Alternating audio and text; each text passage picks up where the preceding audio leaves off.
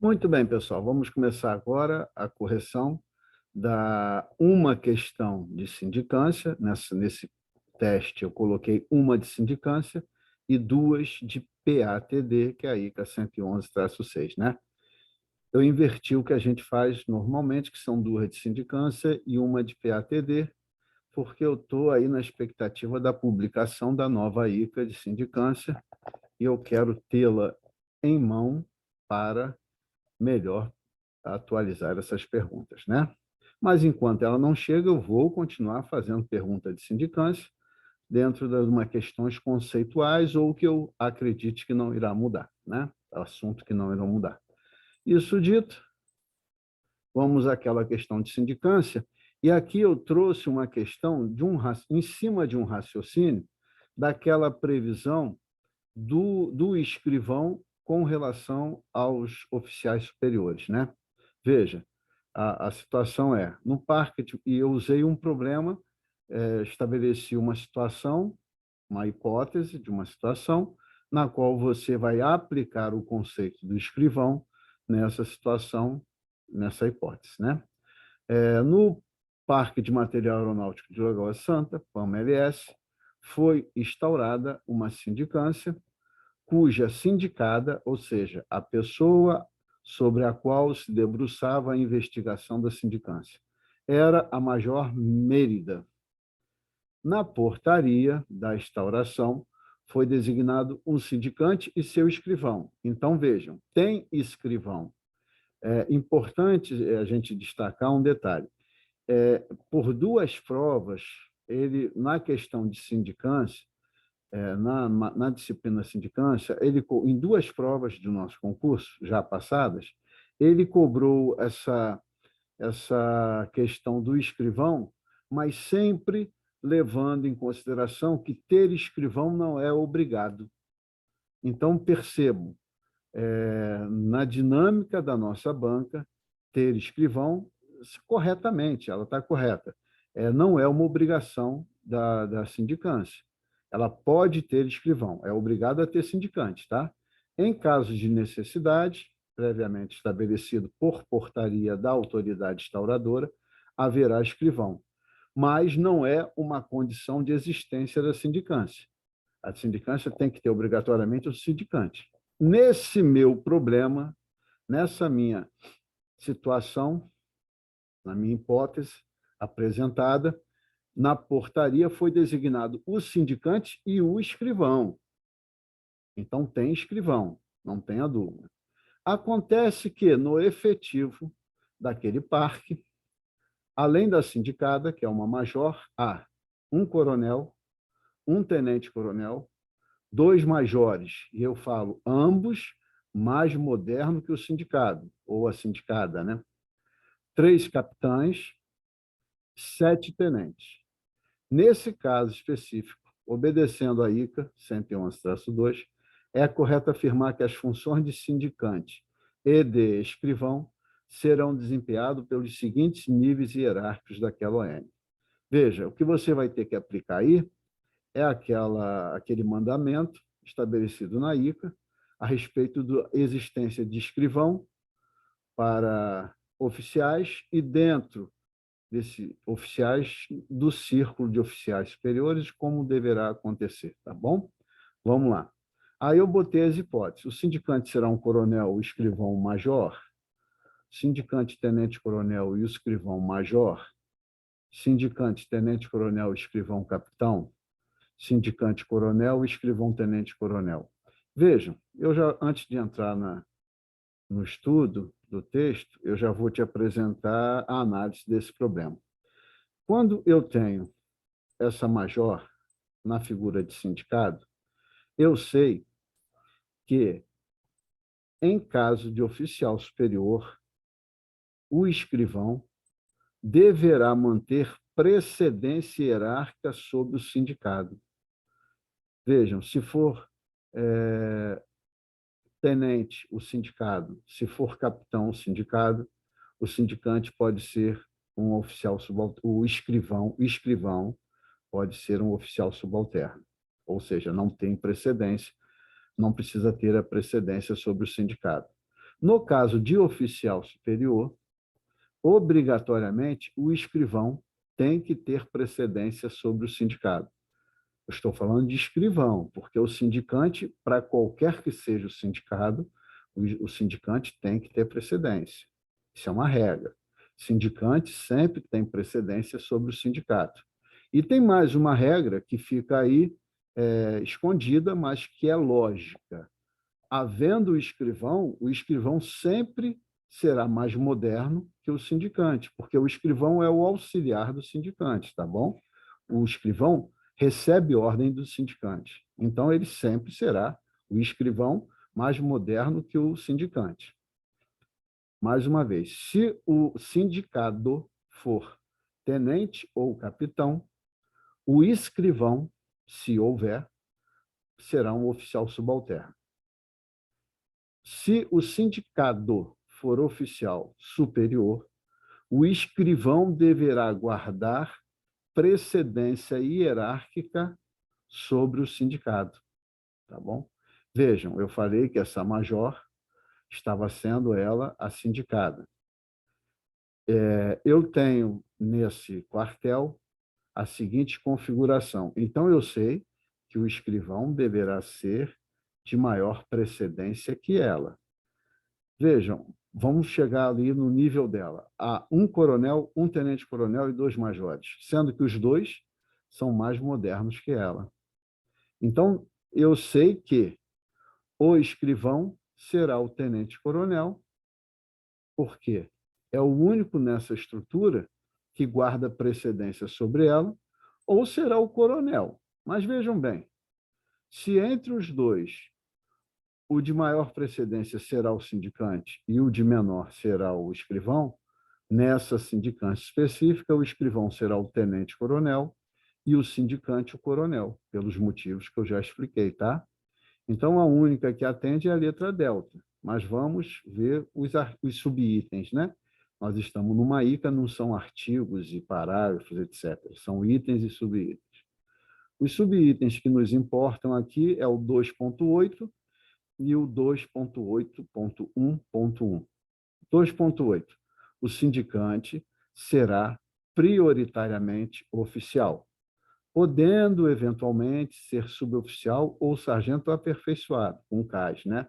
Mas vejam, desde que o sindicante tenha precedência hierárquica com relação ao sindicato, determinando, e vai ser determinado pela autoridade instauradora competente através da portaria, tá? Então, o sindicante sempre vai ter precedência sobre o sindicato. 2.8.1. O sindicante pode, caso julgue necessário, valer-se de um escrivão para auxiliá-lo no exercício das suas atividades de sindicante, desde que seja designado também, através de portaria, pela autoridade competente. Então, o escrivão não é uma condição de existência da sindicância. A sindicância, para existir, tem que ter o sindicante. Agora, em caso de necessidade, talvez por pedido do próprio sindicante, a autoridade instauradora pode nomear um escrivão. No meu problema, já tinha o escrivão, eu falei que tinha. Vejam, aí a regra do escrivão vai dizer o seguinte, 2.8.1.1. Quando o sindicado for oficial, o escrivão será oficial subalterno. Essa é a regra, mas você vai ver que essa regra só atinge tenente e capitão, quer ver? Nos casos em que o sindicado for oficial superior, conforme a precedência hierárquica nos moldes do sindicante. Então, vejam, se o oficial sindicado for do círculo de oficial superior, necessariamente o escrivão deverá também ter precedência sobre ele. Ora, eu sei que o escrivão tem que ter precedência, então, sobre a major. Sei que o sindicante tem que ser também de precedência sobre o escrivão. Nessa escadinha, eu só tenho como resposta correta a letra delta. Sindicante é um coronel e escrivão um tenente-coronel. Tá bom? É uma pergunta trabalhosa, você tem que entender esses conceitos e te joga num problema prático. É muito boa e comum de acontecer em nossas provas, principalmente na matéria sindicância. Bom, como eu falei, sindicância era uma questão só. Vamos partir para a nossa ICA 111-6, que trata do processo disciplinar, né? Lembrando que os nomes colocados aí foram todos das princesas da Disney. Falso ou verdadeiro? Questão conceitual. Essa aí, com certeza, será muito utilizada em nossa prova real, né? E questão conceituais, ela é muito importante, mesmo que na prova venha só problemas, quando você tem os conceitos bem trabalhados, resolver um problema fica mais fácil. Onde não houver setor específico para apuração de transgressão, o oficial designado como apurador deve, preferencialmente, pertencer ao mesmo setor do militar arrolado no processo. Está perfeito. Lembrando que aqui é o seguinte, se você não faz a minha turma regular, eu acho muito importante fazer, essa semana eu subi todas as aulas da ICA 111-6, na semana passada, né? Eu subi todas as aulas da ICA 111-6. Está lá completa no nosso site.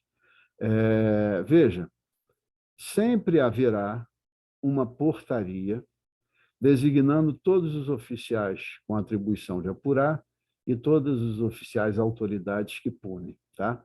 Agora, veja, pode ser que tenha, no controle desses, quem será o da vez para apurar, quem será o da vez para punir, tenha um setor específico. Ou que exista uma pequena comissão sempre para fazer esse tipo de processo, para conduzir esse processo, tá?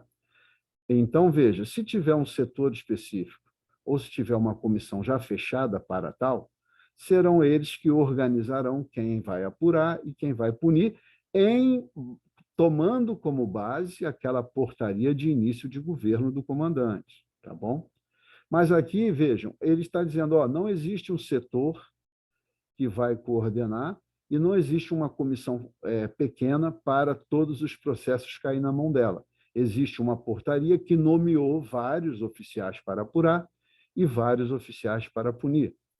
E aí, nesse caso, em que não há um órgão para coordenar esses processos e que não há somente uma pequena comissão com essa atribuição, e na realidade existem várias opções para eu nomear, haja vista que a portaria já deu vários nomes de oficiais para apurar, preferencialmente deve ser nomeado um oficial que pertença ao setor daquele militar que vai responder o processo, tá bom?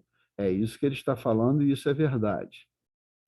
Segunda assertiva, se no decorrer da apuração o militar arrolado, que é aquele que está sendo acusado e investigado, for transferido de OM, a continuidade dos atos apuratórios e a decisão final desse procedimento continua sendo de competência da OM em que se iniciou o processo. Aqui é perfeito, é verdade, e é uma questão que a gente tinha muito debate antigamente, antes da publicação dessa ICA. Ela veio atender uma demanda muito importante, tá? Hoje começou o processo, independente do cara ser movimentado ou não, o processo vai continuar até o final, até a sua última decisão, correndo naquela OM a que ele pertencia quando praticou o ato, tá? Não se tem mais dúvida disso. É verdade também. Vamos ver a terceira assertiva. A abertura do PATD será determinada pelo comandante da OM. Mentira. A abertura do processo, ela é determinada pela autoridade nomeada para punir. Lembram que no início do governo do comandante, ele faz uma portaria com autoridades com competência para punir e designando oficiais para apurar. Toda vez que acontece uma ocorrência, o setor que coordena esses processos encaminha esse ofício disciplinar, esse comunicado, essa solução de sindicância, ou solução de PM, dizendo que houve, em tese, uma transgressão, ele encaminha para a autoridade com competência para punir. E ela é que abre o PATD através de um despacho, inclusive designando o oficial que vai apurar, tá? E não o comandante da OM, é a autoridade com competência para punir que vai abrir o processo através de um despacho. Essa daqui é mentira, F de mentira. Quarta assertiva. Caso o arrolado, que é aquele que está sendo acusado, se recuse a assinar a nota de punição disciplinar, registrar-se-á o fato, manuscrito na própria nota, certinho até aí, que deve ser assinado por duas testemunhas, haja vista que ele não quis assinar, duas testemunhas vão preencher a falta da assinatura dele. Nesse caso específico, pelo princípio da hierarquia, as testemunhas deverão ter precedência hierárquica sobre o transgressor. F de mentira também estava indo muito bem, até o momento em que ele disse que deverão ter precedência. Não, preferencialmente terão precedência, mas não é o mandamento deve, tá? Verdade, verdade, falso, falso, letra delta também. Vamos ver os itens e subitens. Aqui também é uma ICA, a gente se refere a itens e subitens. 3.2 diz: onde não houver setor específico ou comissão para apurar a transgressão, o oficial designado como apurador deve, preferencialmente, pertencer ao mesmo setor do militar arrolado no processo, ficando a cargo da autoridade competente a designação dele, porque não há um setor específico para fazer isso, tá bom? Então, o 3.2 diz que a primeira assertiva está correta. 3.5. Se, no decorrer da apuração, o militar arrolado for transferido de OM, ou seja, movimentado para outro OM, a competência para continuar as apurações até a sua decisão final continua sendo da OM em que o processo foi iniciado. Estava certa a segunda assertiva. O 3.1 vai dizer que a terceira assertiva era mentira, era falso. A abertura do PATD será determinada pela autoridade competente para aplicar a punição, através de um despacho de abertura. Tá bom? Então, não é o comandante que abre o processo, é a autoridade que foi nomeada com competência para aplicar a punição.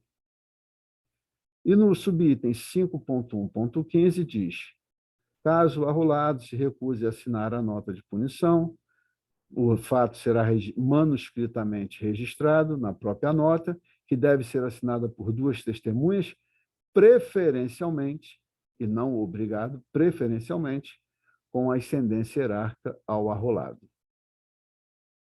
Assim, realmente, verdade, verdade, mentira, mentira, letra delta.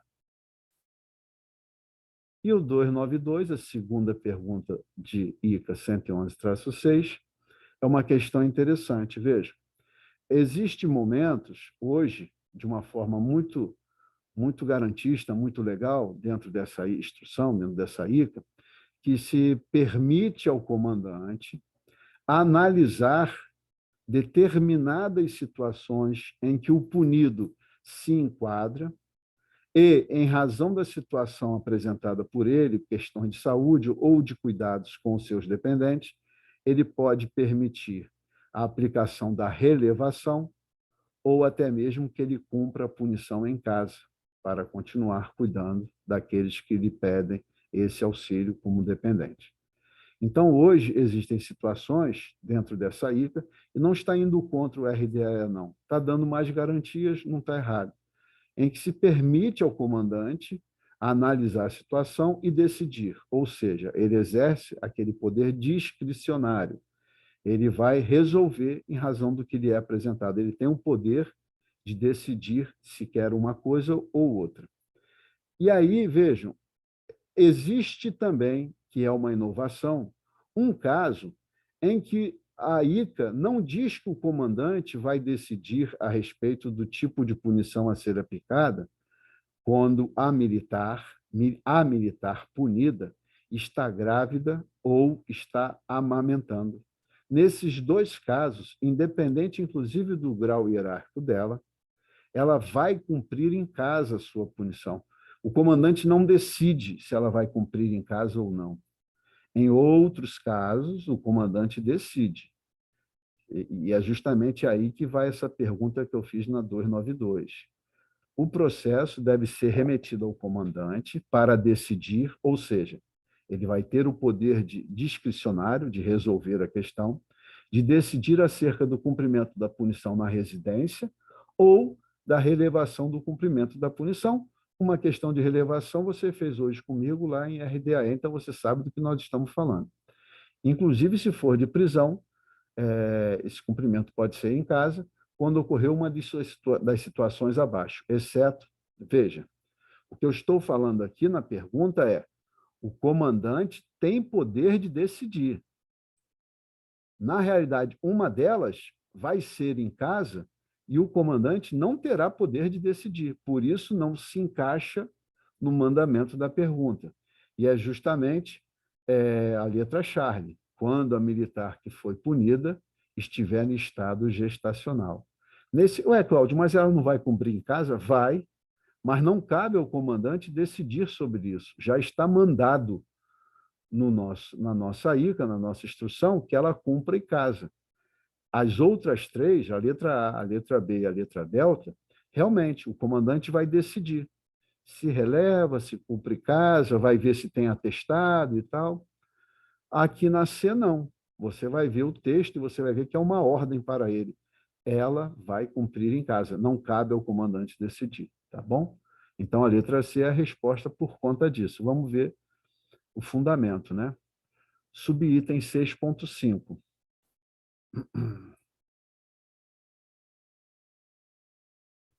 O processo deve ser remetido ao comandante para decidir. Então, no 6.5, ele tem um poder discricionário acerca do cumprimento da punição na residência do militar ou até mesmo a relevação do cumprimento da punição, inclusive de prisão, quando o punido for, os três casos, extremamente debilitado por motivo de doença, imprescindível aos cuidados especiais de pessoa menor de 6 anos ou com necessidades especiais, ou ainda sendo ele o único responsável pelos cuidados de menor de até 12 anos de idade ou de idoso que necessite desses cuidados especiais. Nesses três casos, o comandante recebe o processo, e é o comandante mesmo, tá? Para aplicar ou não a punição em casa, aplicar ou não a relevação. Ele vai analisar, ele tem poder discricionário. Mas vejam 6.4 como é que é diferente. Quando a militar que foi punida estiver em estado gestacional ou for lactante, ou seja, grávida ou amamentando, a punição imposta, inclusive de prisão, será cumprida na residência da punida, independente do seu grau hierárquico. Não disse que eu mando para o comandante para ele decidir. Será cumprida, é mandamento, tá? Então, a única realmente que não cabe ao comandante decidir, e por isso não se encaixa na pergunta, é a letra Charlie. Tá ok? Vamos fazer mais essa pausa e depois você volta para assistir a aula de estatuto.